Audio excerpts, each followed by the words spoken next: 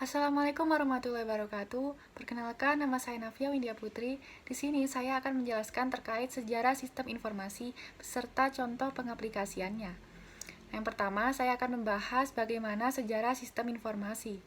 Jadi, awal mula dimulai dari kehidupan di masa purba, yaitu 5.000 tahun yang lalu, di mana pada saat itu manusia masih menggunakan media berupa batu, kayu, dan dinding gua ataupun papirus untuk alat penyampaian informasi. Masuk ke periode pertama yaitu pramekanik pada tahun 3000 sebelum Masehi sampai 1450 Masehi.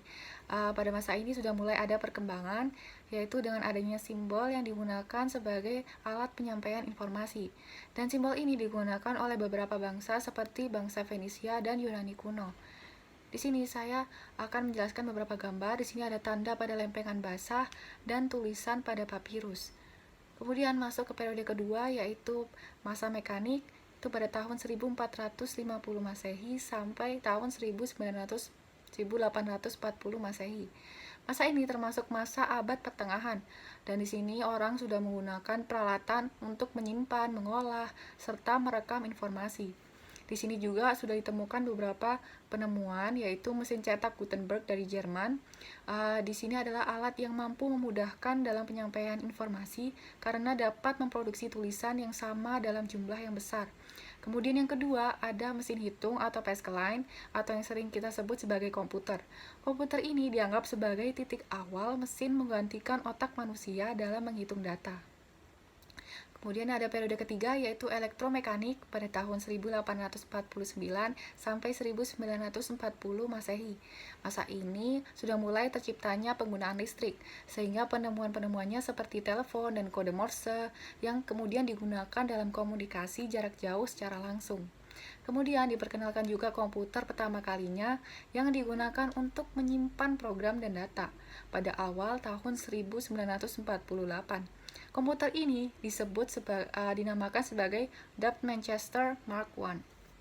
Kemudian ada periode keempat yaitu elektronik pada tahun 1940 Masehi sampai sekarang. Nah, pada tahun 1957, Gene Horney mengembangkan transistor planar. Dan alat ini ternyata mengintegrasikan semua sirkuit yang diciptakan tahun-tahun selanjutnya.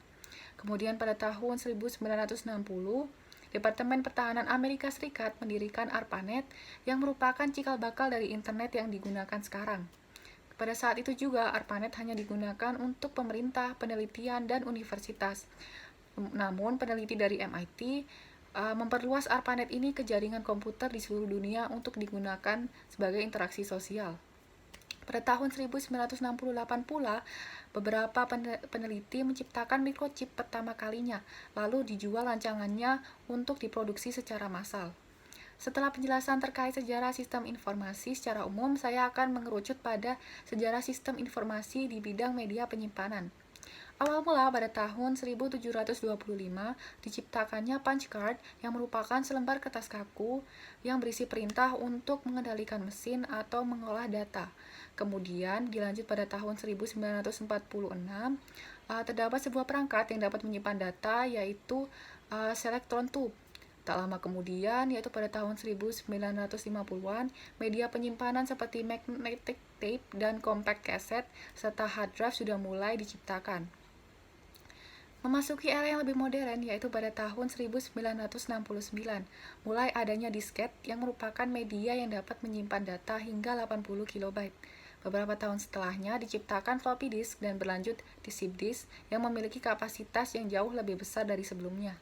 Seiring bertambah canggihnya teknologi, hard drive yang sebelumnya diciptakan pada tahun 1950 mulai dikembangkan menjadi sebuah hard disk yang memiliki kapasitas hingga 500 GB dan sampai sekarang masih sering kita gunakan di beberapa software. Tahun 1979 terciptanya CD yang berevolusi dari compact cassette dan tahun 1990 mulailah muncul flash disk atau flash drive. Setelah pembahasan secara luas terkait sejarah sistem informasi, maka dapat saya simpulkan bahwa teknologi mengalami perkembangan semakin canggih seiring berjalannya waktu. Bahkan setelah tahap yang sudah saya sebutkan tadi, masih banyak penemuan-penemuan yang belum saya sebutkan satu persatu. Selanjutnya, saya akan membahas salah satu contoh pengaplikasian sistem informasi. Saya menemukan salah satu contoh yang menarik, yaitu contoh yang sering digunakan dalam dunia bisnis, atau yang biasa kita sebut Enterprise Resource Planning, atau ERP. Apa itu Enterprise Resource Planning? ERP sendiri adalah seperangkat software yang mampu mempermudah pengelolaan aktivitas operasional dalam sebuah bisnis. ERP mengintegrasikan berbagai sistem informasi di dalam perusahaan, seperti penyediaan informasi yang bersifat real-time, pengelolaan status komitmen bisnis, pemantauan sumber daya perusahaan, pengelolaan data secara sentral, dan sebagainya. Nah, di sini terdapat juga sejarah ERP secara singkat. Yang pertama, ERP diciptakan oleh Gartner Group pada tahun 1990, namun konsepnya ternyata sudah ada semenjak 1960, yang berawal mula dari terciptanya manajemen inventaris. Kemudian pada tahun 1970 berevolusi menjadi MRP dan dikhususkan untuk penjadwalan proses produksi. Setelah cakupannya menjadi lebih luas, namanya diubah menjadi MRP2. Selanjutnya pada tahun 1990 yang sudah saya sebutkan tadi, ERP sudah mulai dibentuk. Pada tahun 2000-an diciptakan ERP Tube dan Cloud ERP. Nah, di sini ada kelebihan dan kelemahan dari sistem ERP sendiri. Yang pertama yaitu untuk kelebihannya meningkatkan efisiensi. Dalam sistem ERP ini dapat menyederhanakan beberapa aktivitas operasional yang memakan waktu dan tenaga. Contohnya seperti penyelesaian tugas-tugas kompleks yang dapat dilakukan secara otomatis. Kemudian ada meningkatkan kolaborasi tim. Karena data yang disimpan secara terpusat, maka satu departemen dapat mengakses departemen yang lain secara mudah. Kemudian yang ketiga, ada mengurangi biaya operasional. Sebagian besar aktivitas diotomatiskan, sehingga berbagai kendala dan kerusakan dapat diantisipasi dengan baik. Yang keempat, ada meningkatkan keamanan data. Sistem ERP memiliki firewall dan kontrol pembatasan untuk mencegah pelanggaran data sehingga titik akses dapat dimonitor dengan ketat. Yang terakhir, ada membuat perakiraan bisnis yang akurat. Nah, pada sebuah perusahaan, stakeholder bergantung pada laporan, dan laporan ini yang mempengaruhi mereka untuk membuat keputusan yang akan mereka ambil untuk kedepannya. Laporan dalam sistem ERP menggunakan filter analitik yang canggih sehingga mampu menyaring ketidakkonsistenan pada data. Kelemahannya sendiri yaitu yang pertama ada biaya yang dibutuhkan mahal, terbatasnya bisnis yang bisa memakainya, risiko kehilangan informasi, serta yang terakhir sulit beradaptasi.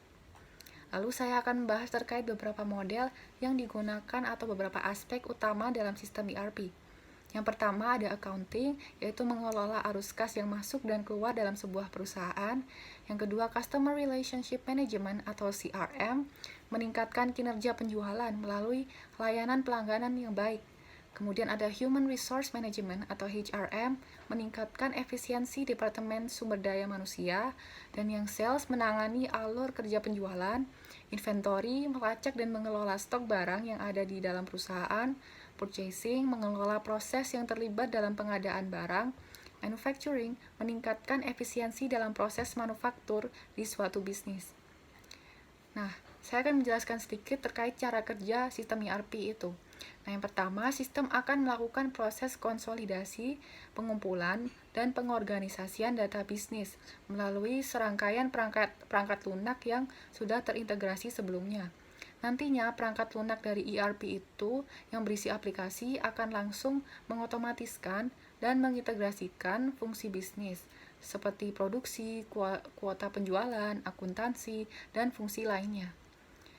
Berdasarkan pembahasan tadi, dapat disimpulkan bahwa ERP menyederhanakan berbagai aktivitas operasional bisnis yang kompleks, sehingga meningkatkan efisiensi, menghemat biaya, dan mengoptimalkan produktivitas bisnis. Mungkin itu saja dari presentasi saya. Mohon maaf apabila ada salah kata. Wassalamualaikum warahmatullahi wabarakatuh.